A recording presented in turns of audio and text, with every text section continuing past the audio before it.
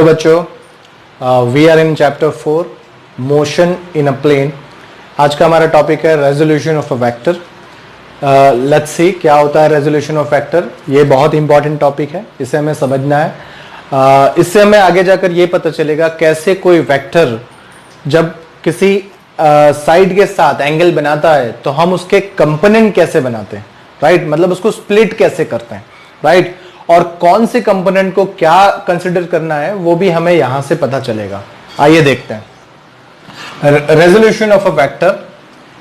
ये डेफिनेशन है, it is the process of splitting a vector into two or more vectors in such a way that their combined effect is the same as that of the given vector.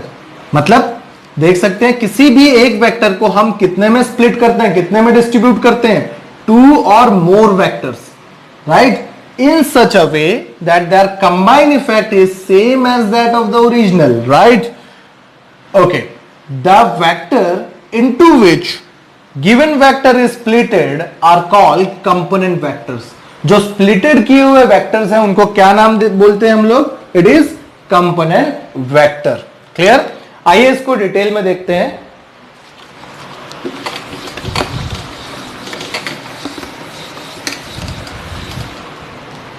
Resolution of vector के अंदर ही हम देखेंगे it is rectangular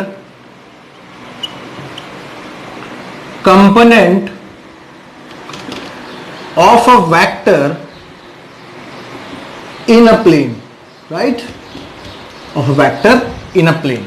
चलिए यहां पर हम एक एक्सिस ले लेते हैं। ये हमारे लिए y एक्सिस, ये x एक्सिस।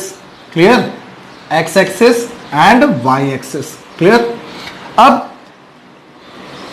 यहां पर हमने एक एंगल लिया है, एंगल a, राइट? वेक्टर लिया है, वेक्टर a, राइट? ये जो वेक्टर a है वो x एक्सिस के साथ थीटा जितना एंगल बना रहा है। कितना एंगल बना रहा है? थीटा जितना। ठीक है? अब अगर हम पैरेललोग्राम मेथड यूज करें, राइट, तो क्या होगा? यहां पे हम पैरेलल साइड्स बना रहे हैं, ठीक है? इसी तरह यहां पर हमने पैरेलल साइड्स बनाए, ठीक है? तो ये हमें यहां पे मेकिंग एंगल के साथ एक वेक्टर बनता हुआ मिलेगा। मेकिंग एंगल के साथ एक वेक्टर बनता हुआ मिलेगा, ठीक है? तो ये जो वेक्टर यहां हमें मिलेगा, हमने स्प्लिट किया वेक्टर ए को, वो क्या होगा? It is ax vector. क्या होगा? क्योंकि x एक्सिस के साथ बना है, x कंपोनेंट है, इसलिए हम बोलेंगे ax वेक्टर। क्लियर?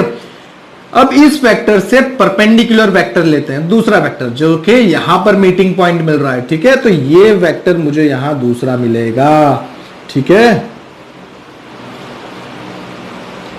तो ये हुआ मेरे लिए दूसरा वेक्टर, राइट? ये दूसरा वेक्टर जो मैं बोलूंगा ay वेक्टर। क्लियर? क्या बोलूंगा? ay vector. अब ये जो ax है इसी को हम लोग क्या लिख सकते हैं? ax i कैप लिख सकते हैं। इसको i कैप बोलेंगे या i कैरेट, राइट? आप कुछ भी बोल सकते हैं, i कैप, i हैट या i कैरेट, राइट? इसी तरह ये ay को हम क्या लिख सकते हैं? It is ayj, right? I represent for x axis and j for y axis। Clear? अगर ये प्लेन की जगह 3D मॉडल होता तो हमने z एक्सिस भी निकाली होती, राइट?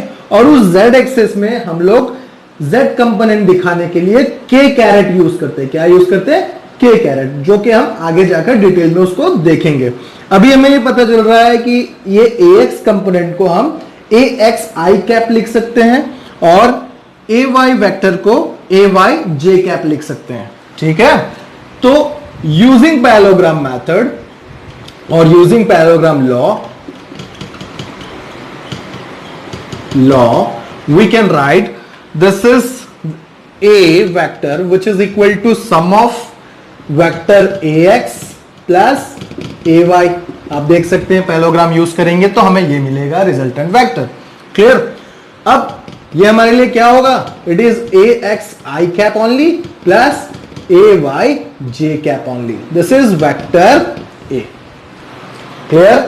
ओके, अभी अगर यहां पर हमें एंगल फाइंड करने को कहा जाए, राइट? या हम कह सकते हैं वेक्टर ए का एंगल यहां से फाइंड करें तो क्या होगा, देखिए आप यहां पर देख सकते हैं ट्राइंगल बन रहा है, तो इसको हम ओ नाम दे देते हैं, यहां पर ये पॉइंट हमारे लिए पी है, यहां पर ये एम है, राइट। तो लिख सकते हैं from triangle O P M, right.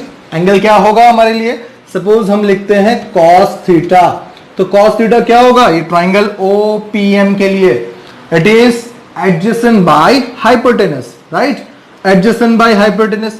तो एडजेसेंट क्या है, ओपी है, ओपी क्या है हमारे लिए, it is A X, right, by क्या होगा, hypotenuse is A, vector A, clear.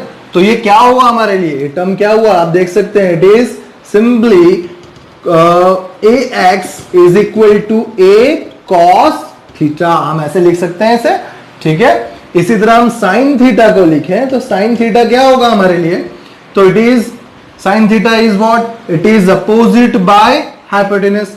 तो आप यहां पर देख सकते हैं MP इज इक्वल टू, ये हो रहा है, सपोज यहां पर नाम दे दें तो MP इज इक्वल टू क्या हो रहा है, ON हो रहा है ना, ON क्या है, AY है। तो इस हिसाब से साइन थीटा क्या लिखेंगे हम, sine theta is equal to, it is MP by hypotenuse is OM। Now MP is equal to AY vector only, right. तो यहां पर क्या आ जाएगा, it is AY J cap by A, right, vector A। So ये आगे जाकर हम क्या लिख सकेंगे इसे, it is AY is equal to A sine theta, clear, it is AY is equal to A sine theta. तो एक बात समझ में आ रही है कि जो मेकिंग एंगल है, बात ध्यान से समझिए, जो मेकिंग एंगल है उससे जो कंपोनेंट बनेगा वो हमेशा कॉस कंपोनेंट बनता है। आप देख सकते हैं ये वेक्टर ए है, vector A makes theta angle with x axis, तो इसका अगर हमने मेकिंग एंगल के साथ कंपोनेंट बनाया है तो वो कंपोनेंट हमेशा कॉस ही रहेगा। और उससे जो परपेंडिकुलर कंपोनेंट लेंगे हम, जैसे आप यहां पर देख रहे हैं कि ये ax equal to a cos theta आया है, तो इससे परपेंडिकुलर कंपोनेंट जो बनेगा वो होगा साइन कंपोनेंट, आप देख सकते हैं, इसलिए यहां पर लिखा है AY is equal to A sine theta, clear, okay. अभी इसके अंदर एक कंडीशन डालते हैं,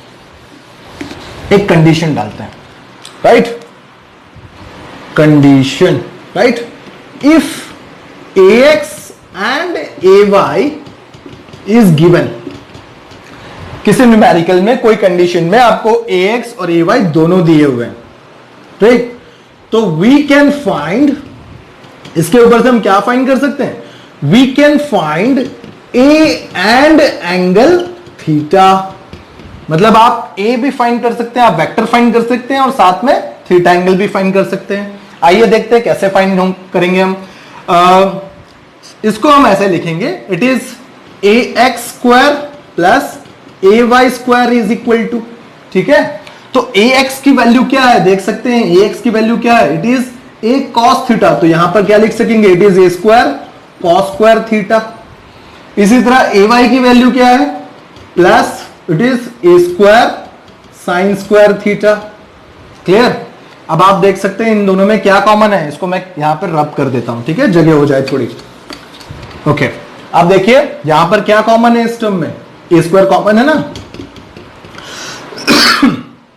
तो it is A square in a bracket cos square theta plus sine square theta. अभी cos square theta plus sine square theta क्या होता है, 1 होता है ना, तो A square is equal to, it is AX plus AY square, मतलब A is equal to क्या मिला, it is root of AX square plus AY square. तो इस तरह से हम वेक्टर A की मैग्नीट्यूड निकाल सकते हैं अगर हमें AX और AY दिया हुआ हो, ठीक है। आइए एंगल की बात करते हैं, राइट, एंगल फाइंड करेंगे, tan theta is equal to, अभी tan क्या होता है आपको भी पता है, tan क्या होता है, it is sine upon cos, right. तो क्या लिखेंगे, it is sine theta by cos theta, clear.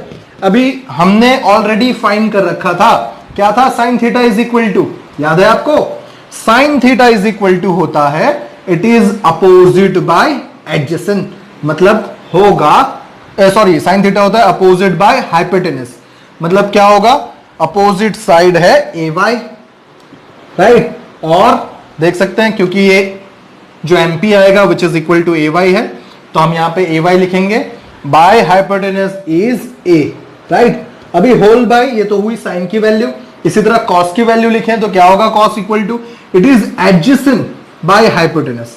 अभी एडजेसेंट क्या है ए एक्स और हाइपोटेनस क्या है ए, तो it is A X by A. अब आप देख सकते हैं ए कैंसिल हो गया, ठीक है, तो tan theta is equal to क्या आया it is A Y by A X. Clear, ये हुआ एंगल। क्लियर, इसे बोलेंगे रेजोल्यूशन ऑफ अ वेक्टर। एक बात आपको बराबर याद रखनी है, किसी भी वेक्टर के मेकिंग एंगल से कॉस कंपोनेंट निकलता है और उस कॉस कंपोनेंट के परपेंडिकुलर से हमें साइन कंपोनेंट मिलता है, राइट। तो ये जो स्प्लिटिंग मेथड आपने देखी इसे कहते हैं resolution of a vector. Clear, thank you.